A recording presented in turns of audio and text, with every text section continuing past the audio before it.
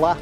Dotados de uma inteligência acima da média, eles procuram colocar seus cérebros privilegiados a serviço das outras pessoas. Como dominam os princípios da física, da química, do universo digital ou conhecimento da medicina, buscam com suas invenções melhorar o mundo em que vivemos. São crianças, jovens e adultos que formam a linha de frente dos inventores aqui no Brasil e em todo o globo. Um deles criou uma maneira de melhorar a visão de quem sofre de problemas na córnea. Uma jovem desenvolveu um tipo de pele artificial a fim de evitar o uso de cobaias em testes de laboratório. E uma menina oferece uma solução simples e barata para quem não dispõe de energia elétrica. Entre eles, alguns não terminaram nem mesmo o ensino médio, mas desde cedo sonham com suas invenções. Nessa edição do Matéria de Capa, você vai ver exemplos de pessoas que, quando se deparam com um problema, se empenham para resolver. São muitas as histórias. Fique com a gente.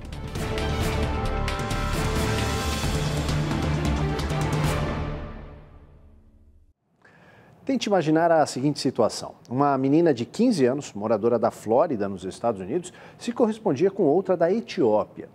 Ao saber que o lugar onde reside a amiga virtual não dispõe de energia elétrica, ela resolveu ajudar e inventou um pequeno gerador movido pela energia das ondas do mar. Esta é Hannah Herbst, de Boca Raton, na Flórida. Preocupada com a amiga que mora a milhares de quilômetros de distância, na Etiópia, ela inventou esse aparelho, um pequeno tubo de plástico dotado de uma hélice numa das pontas e de uma turbina na outra. Movida pela energia das ondas do mar, a hélice move a turbina que gera a energia elétrica. Claro que o sistema tem uma capacidade limitada, mas é mais do que suficiente para uma família. E como o custo é baixo, pode ser multiplicado para uso de uma comunidade inteira. Ao mesmo tempo, a energia também pode ser utilizada para mover purificadores de água. Animada com a invenção dela, Hannah criou a Beacon, sigla em inglês para levando acesso à eletricidade para países por meio da energia do oceano. Antes mesmo de terminar o ensino médio, Hannah já se inscreveu numa faculdade de engenharia da computação, onde espera adquirir conhecimentos que lhe permitam criar muitas outras invenções em favor de um mundo melhor. Agora você vai ver um vídeo em que a própria Hannah explica o que a levou a inventar o aparelho. Repare na animação com que ela descreve o trabalho que desenvolveu. Logo no início do vídeo, ela diz que procurou criar um gerador de energia e de água potável, não poluente e sustentável do ponto de vista ambiental. E lembra da existência de uma corrente marítima de mais de 4.000 quilômetros, que vai da Flórida à Virgínia.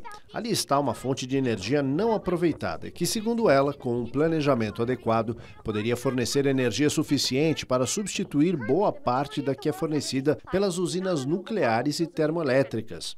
No vídeo que ela mesma produziu, Hannah explica que testou seu equipamento nas águas costeiras internas de Boca Raton, na Flórida, e alcançou o resultado esperado, ou seja, a geração de energia com o pequeno tubo dotado da hélice e da turbina. E mostra como a hélice é movida pela energia das ondas, provocando o movimento da turbina que gera energia. Quase tudo que existe no equipamento foi feito com uma impressora 3D, a partir de material não poluente. Para chegar a esse modelo, ela utilizou o sistema CAD em seu computador pessoal, inicialmente para um trabalho de escola, que depois inscreveu num concurso para jovens cientistas, onde, é claro, foi a primeira colocada. Com apenas 12 anos, ela inventou um sistema que detecta a poluição da água por componentes químicos, como o chumbo. A menina se debruçou sobre o assunto ao tomar conhecimento de que moradores de uma cidade distante de onde reside estavam enfrentando um sério problema de contaminação da única fonte de água do local.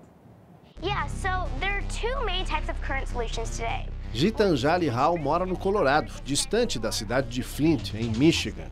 Ao ver as notícias de que a água disponível para os habitantes estava contaminada por chumbo, ela resolveu fazer alguma coisa. Gitanjali criou um kit de custo muito baixo, que aponta a presença de poluentes como o chumbo, e batizou a invenção de Tétis, a deusa grega das águas limpas. A ingestão de chumbo, ainda que em pequenas quantidades, pode causar de náuseas a dores de cabeça até disfunção de vários órgãos e casos fatais. Feliz com o resultado de sua invenção, ela mostra um copo de água limpa e lembra quantas pessoas no mundo não têm esse privilégio. O equipamento se baseia num reagente químico que aponta a presença ou não do poluente na água, e o resultado pode ser conferido num aplicativo conectado pelo Bluetooth. Se a cor verde prevalecer, é um sinal de que a água está limpa. O amarelo é um sinal de alerta e o vermelho não deixa dúvidas. O chumbo está presente. Com esta invenção, Gitanjali ganhou o prêmio para jovens cientistas dos Estados Unidos em 2017. Embora já esteja trilhando os caminhos da ciência, ainda tão jovem, Gitanjali tem outros interesses. Toca piano clássico, adora andar de bicicleta e não dispensa uma brincadeira na neve. A essa altura você deve estar se perguntando como ficam os brasileiros nessa história. Resposta: eles estão muito bem na foto. A gente vai começar com o caso do oftalmologista Cláudio Trindade, que inventou um dispositivo para ajudar as pessoas com problemas na córnea a enxergarem melhor. O dispositivo foi desenvolvido por Cláudio Trindade como parte de seu doutorado na Universidade de São Paulo. Assim que os primeiros resultados começaram a ser publicados em revistas especializadas e em congressos de oftalmologia, o trabalho dele atraiu a atenção da comunidade científica no Brasil e no exterior. Basicamente, trata-se de um minúsculo filtro colocado atrás da íris para corrigir imperfeições da córnea, como explica o Dr. Cláudio Trindade, que hoje trabalha em seu consultório em Belo Horizonte. Esse implante ele é capaz de filtrar, de maneira geral, as aberrações de uma córnea com algumas distorções. Tem inúmeras doenças da córnea que causam distorções no relevo da córnea. E é exatamente esses casos que podem se beneficiar. É difícil listar exatamente o nome das doenças, porque são diversas características que são importantes levar em consideração e são para casos muito pontuais, não é para todos os tipos de problemas da córnea, para casos pontuais de distúrbios da córnea. Mas não tenha dúvida que nos casos onde existe a indicação desse procedimento, os resultados são muito satisfatórios e capazes assim, de melhorar muito a visão e a vida desses pacientes. E essa cirurgia já foi realizada não apenas aqui em Belo Horizonte, onde isso tudo começou há 5 anos, mas sim em outros lugares do Brasil e do mundo. Já foram realizadas mais de 100 cirurgias fora do Brasil e aqui no Brasil chegando a quase 300 cirurgias já nesses últimos 4 anos. Então para a gente foi uma satisfação muito grande poder colaborar para elevar os limites da medicina, da oftalmologia de maneira geral, e ajudar um pouco mais a melhorar a vida de alguns pacientes que têm problemas muito específicos da córnea. Então essa é uma história muito bacana que eu queria compartilhar com vocês, e uma história que foi concebida aqui em Belo Horizonte e que de fato ganhou o mundo aí, sendo realizada essa cirurgia já em várias partes do mundo. Agora vamos falar do trabalho de uma jovem brasileira, Carolina Motter Catarino, que desenvolveu um tipo de pele artificial, utilizando impressão em 3D. A ideia é que milhares de cobaias deixem de ser usadas nos testes de laboratório.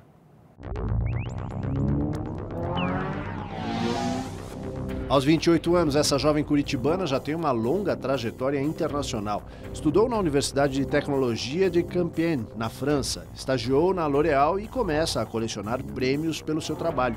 Atualmente é doutoranda no Instituto Politécnico Rensselaer, em Troy, no estado de Nova York, onde pesquisa o desenvolvimento de modelos de pele humana usando a tecnologia 3D, como explica nesse vídeo que enviou especialmente para o Matéria de Capa. Eu trabalho no desenvolvimento de modelos de pele humana reconstruída utilizando a tecnologia de bioimpressão 3D.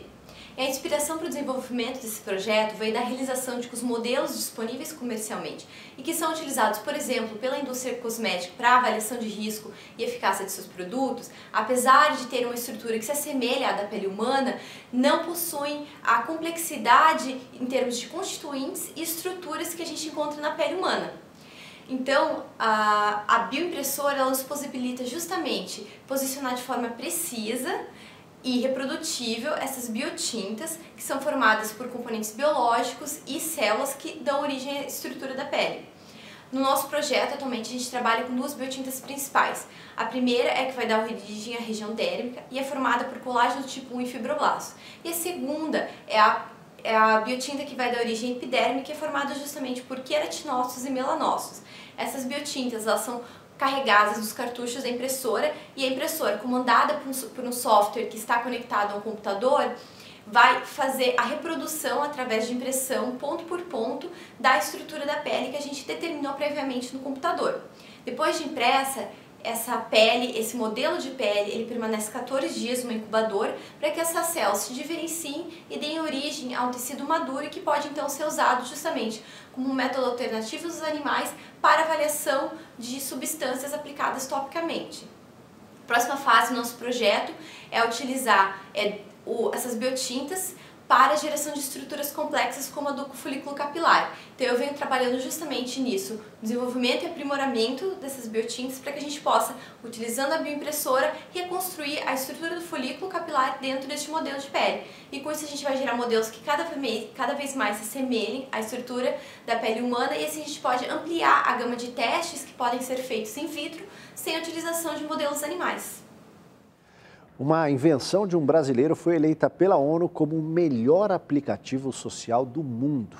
E o feito é do alagoano Ronaldo Tenório, criador do HandTalk, plataforma que traduz texto, imagem e som para a linguagem de Libras.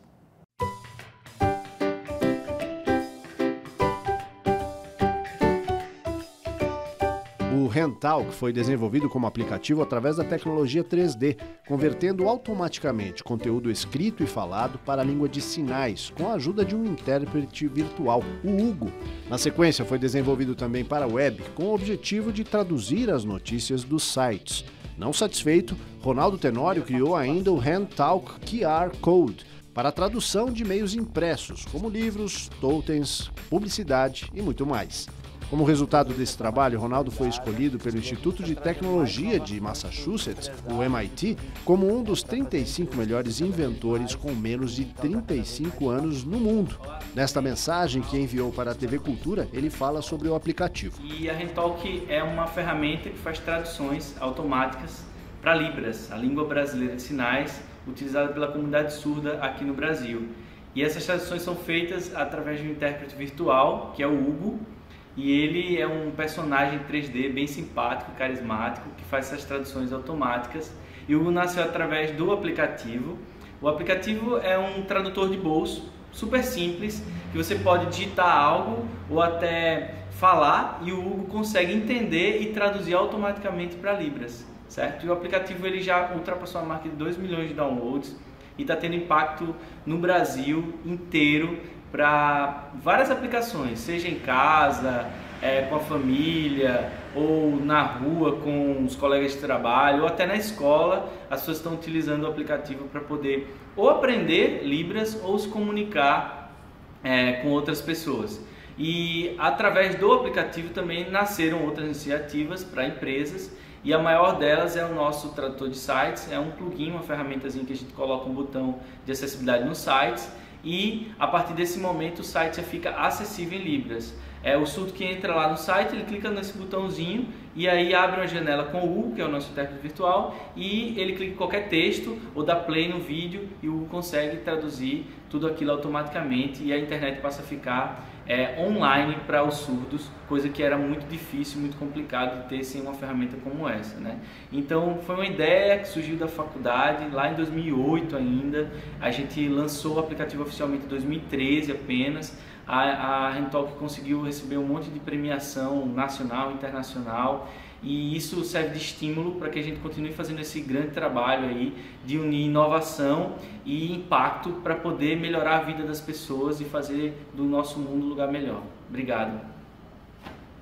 Em instantes, a adolescente britânica cria aplicativo para combater o bullying praticado por meio das mídias digitais. E mais, menina chinesa acredita que vai ensinar crianças do mundo inteiro a falarem uma língua estrangeira. A gente volta já.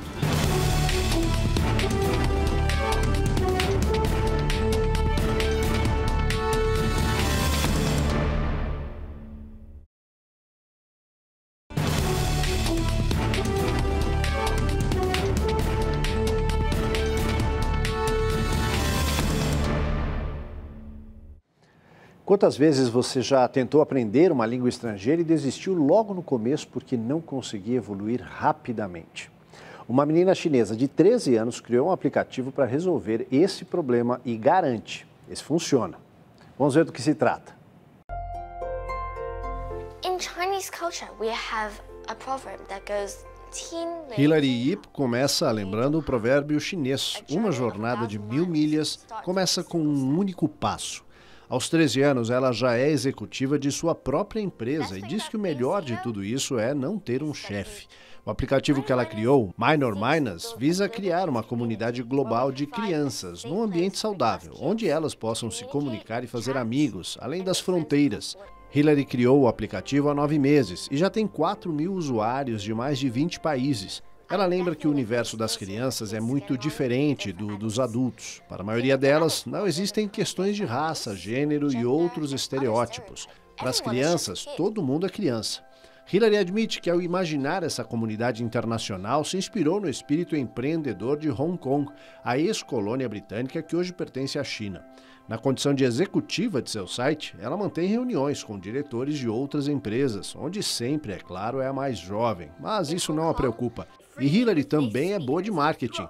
Veja a frase que ela criou para vender a ideia do aplicativo. Minor Minus, aprender a falar para o mundo, de crianças para crianças. Disposição e entusiasmo não faltam para os pequenos inventores. Nesse vídeo, Hilary explica como funciona o aplicativo dela e convoca crianças e jovens de todos os países para aderirem à iniciativa. Hi, I'm Hilary, the founder and CEO of Minor Minus. Sem falsa modéstia, ela se apresenta como fundadora e executiva-chefe da Minor Minus e vai logo explicando seu desafio: como ensinar uma língua estrangeira de forma eficiente às crianças. Hilary lembra da importância de falar outras línguas neste mundo globalizado. E embora esta seja uma tarefa sempre presente como prioritária pelos pais, acaba às vezes se tornando frustrante. Em seguida, compara os métodos tradicionais de aprendizado na escola ou aulas particulares com o Minor Minus, que, segundo ela, é muito mais atraente. O que ela propõe é uma maneira divertida, na linguagem das crianças e com situações do dia a dia voltadas para os interesses delas. Um terrível pesadelo para crianças e jovens no mundo inteiro, o bullying ocorre no contato pessoal ou virtual. Para combater essa prática, uma adolescente britânica criou um aplicativo que tenta convencer o autor da ofensa a repensar, ou rethink, o nome original do programa. It was just a normal day. I happened to read online. Inconformada com os casos de bullying que desestabilizam emocionalmente crianças e jovens, Trisha Prabhu criou o aplicativo que batizou de Rethink. Além da solução tecnológica, trata-se de um movimento destinado a espalhar em escala global a mensagem contra o bullying antes que o mal aconteça. Por exemplo, se alguém está postando uma mensagem do tipo "você é feia" através de mídia social, o Rethink detecta rapidamente o texto ofensivo e pede à pessoa que repense e reconsidere a decisão. Lançado no ano passado, o aplicativo rapidamente se espalhou por todos os continentes e hoje alcança milhares de escolas e milhões de estudantes. O mais surpreendente, segundo Trisha, é que em 93% dos casos, quando um ou uma jovem tem uma segunda chance de pensar no que está fazendo, acaba desistindo de enviar a mensagem ofensiva. O resultado positivo estimula Trisha, que depois da escola, trabalha todos os dias para manter o Rethink conectado com jovens do mundo inteiro.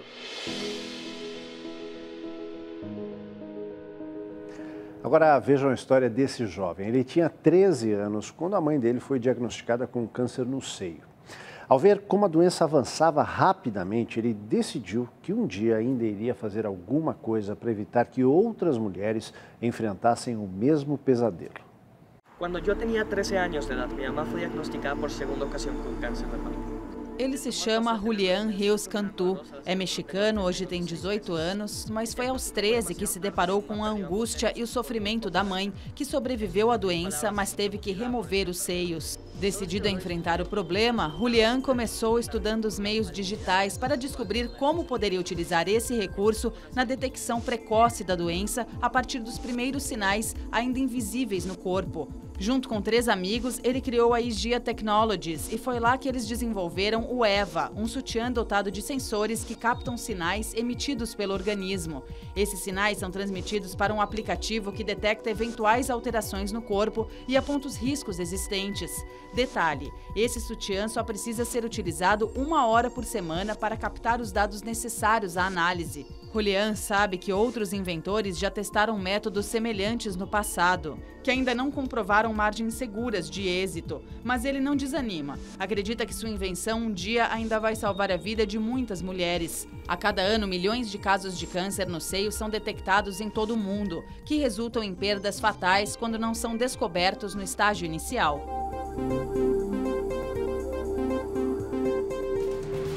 No próximo bloco, será que o açúcar, o vilão dos vilões, pode ter um papel positivo na saúde?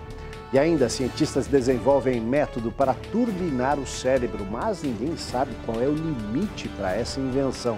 Não saia daí.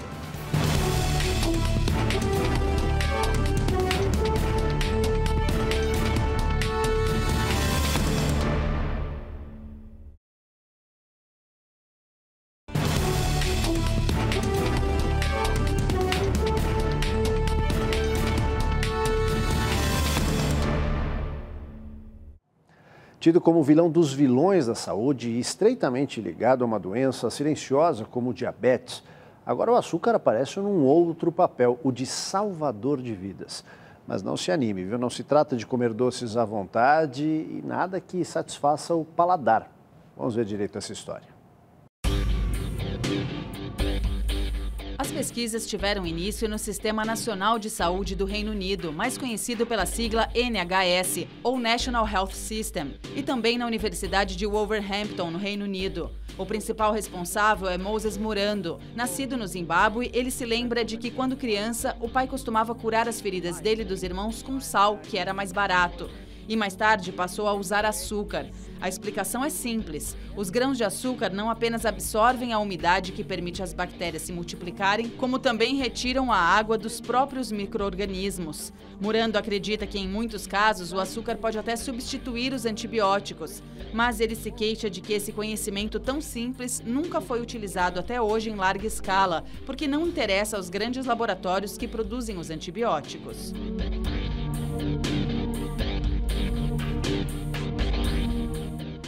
Será que dentro de pouco tempo as pessoas poderão ter cérebros mais potentes, mais rápidos e criativos a partir de uma técnica de laboratório?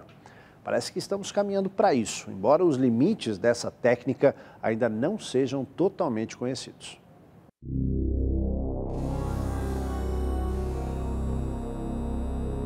Desde a antiguidade, o homem persegue o mito da capacidade cerebral muito acima da média, algo como um ser superinteligente, capaz de enfrentar com facilidade qualquer desafio. No entanto, o máximo que se conseguiu até agora são os métodos tradicionais, ou seja, estimular o cérebro pelo domínio da matemática, técnicas de relaxamento ou até mesmo uma boa noite de sono.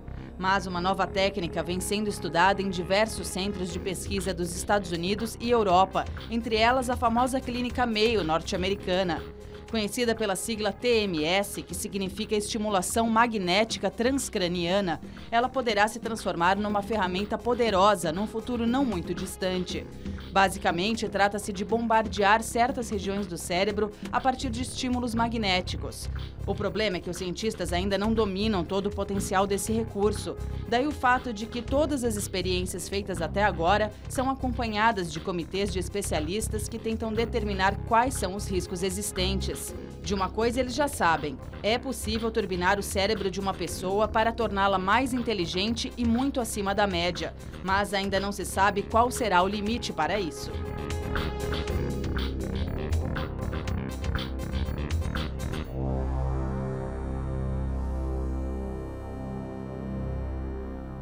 A Universidade de Yale, uma das mais antigas dos Estados Unidos, berço da pesquisa e da ciência, agora abre espaço para um tema de interesse bastante popular, a felicidade. Um curso sobre o assunto aberto neste semestre está batendo recorde de inscrições.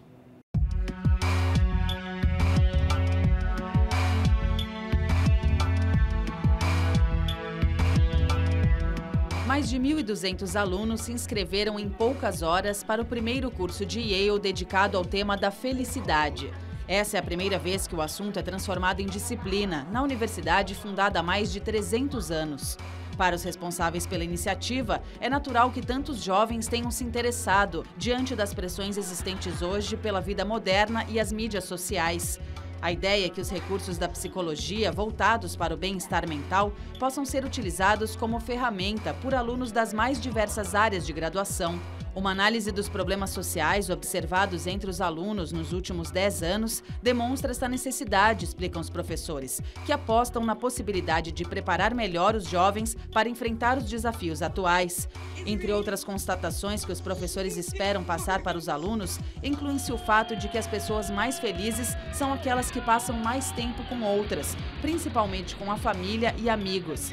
Destaca-se ainda o alerta de que uma vida voltada apenas para a busca do enriquecimento e do consumo raramente leva à realização pessoal. A expectativa é que o curso aponte caminhos para os jovens alcançarem maior realização pessoal ao lado da profissional.